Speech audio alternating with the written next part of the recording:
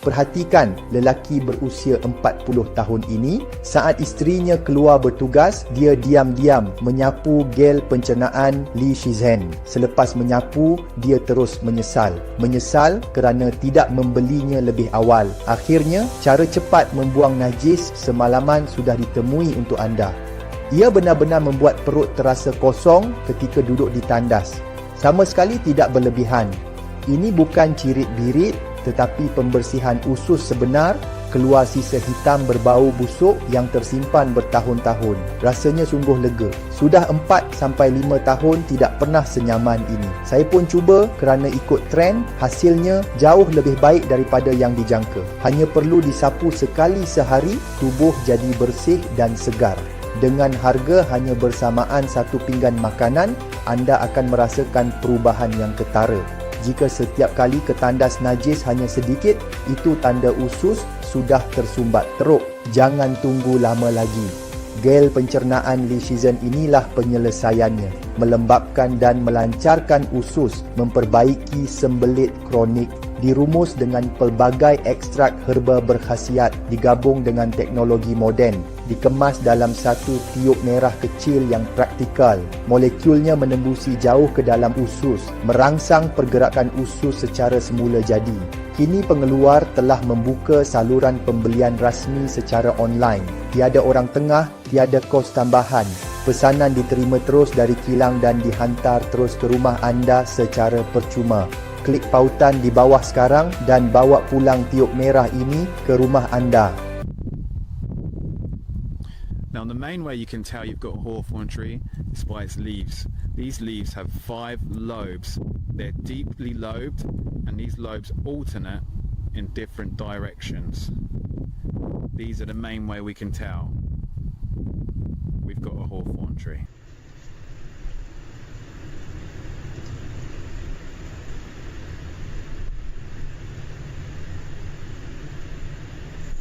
So the humble hawthorn tree is pretty simple to identify, but just so you're confident and I'm confident, let's compare it to a tree that you don't want to accidentally mistake for the hawthorn tree, and that's the poisonous yew tree.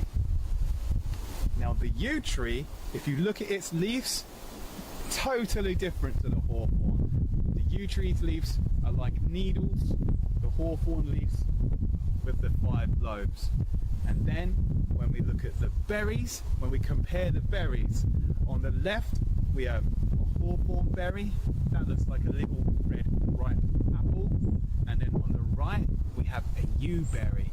Now you can see the yew berry's red flesh doesn't completely encapsulate the seed. Now these are the comparisons. On the left we have hawthorn berry, on the right yew berry. It's pretty easy to tell the difference between a yew tree and a hawthorn tree, but it's definitely best to know and understand them basic trees, because the yew tree is deadly poisonous. It takes just 2 seeds of a yew tree to kill a horse and just 50 of the needle-like leaves from the yew tree to kill an adult. So let's talk about the edibility of the hawthorn. Now, in early spring, when these little leaves start to appear, these are edible, and they're known to the older generation as bread and cheese because they kind of taste like a savoury snack. So in early spring you can eat the hawthorn leaves, and then of course when the berries appear in late summer and autumn, these are edible as long as you spit out the seed.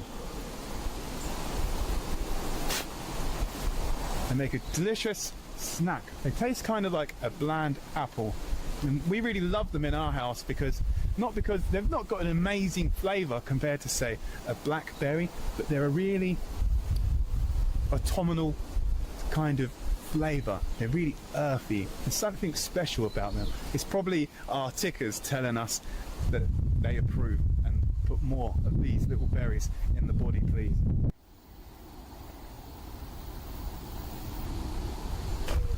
Now there's lots of recipes you can make with hawthorn berries, and there's lots of reasons why you should. For one, they're a powerhouse in polyphenols these are an antioxidants that you can find in plants. And secondly, it's just a really good fun recipe to get out with your friends and family, and you can create it together. It's a bit of work, the hawthorn berry recipes. It's not as simple as a little boil. There's a bit of hand labour going on, but the end result is a much more unique recipe. Now, one of the most popular recipes of hawthorn is hawthorn ketchup, with a little bit of medium through a sieve, sugar, vinegar. You can create your own ketchup alternative, and this is rich in all them antioxidant properties, and it tastes surprisingly like ketchup. I'm a bit of a ketchup snob personally. I love ketchup. I have ketchup on nearly everything, and this gets the thumbs up from me. And secondly, what we'll show you how to make today is Stelly's new recipe, hawthorn honey.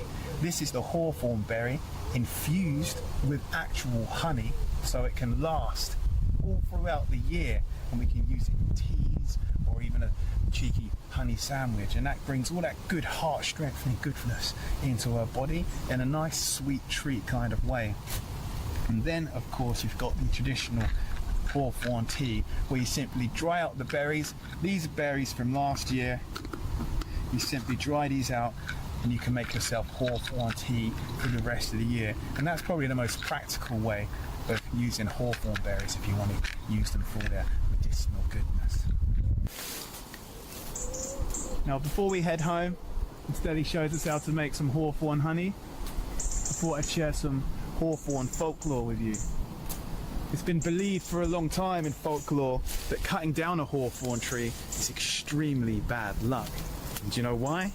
Because it's said that the fairies are the guardians of the hawthorn tree, and they actually live underneath hawthorn trees.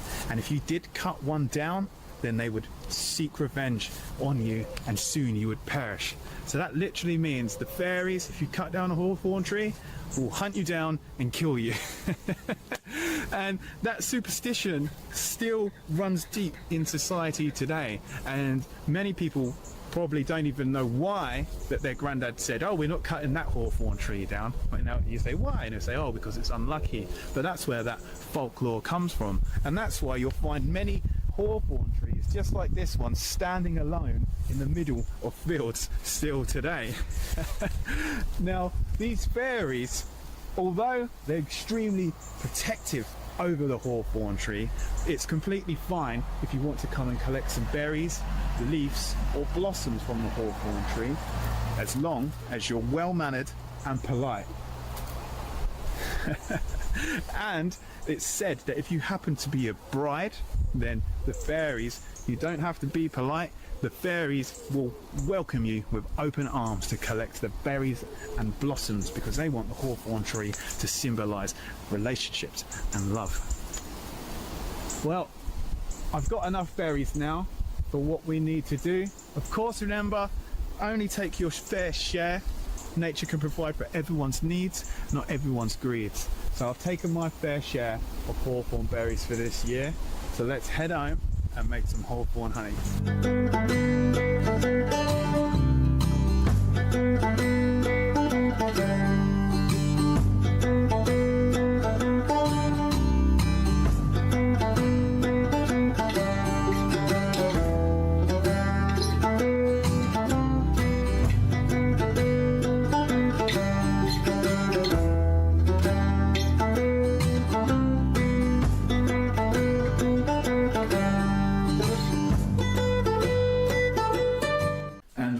Stelly. Hi guys, welcome back. Here we have our wonderful bowl of foraged hawthorn berries to make delicious hawthorn honey.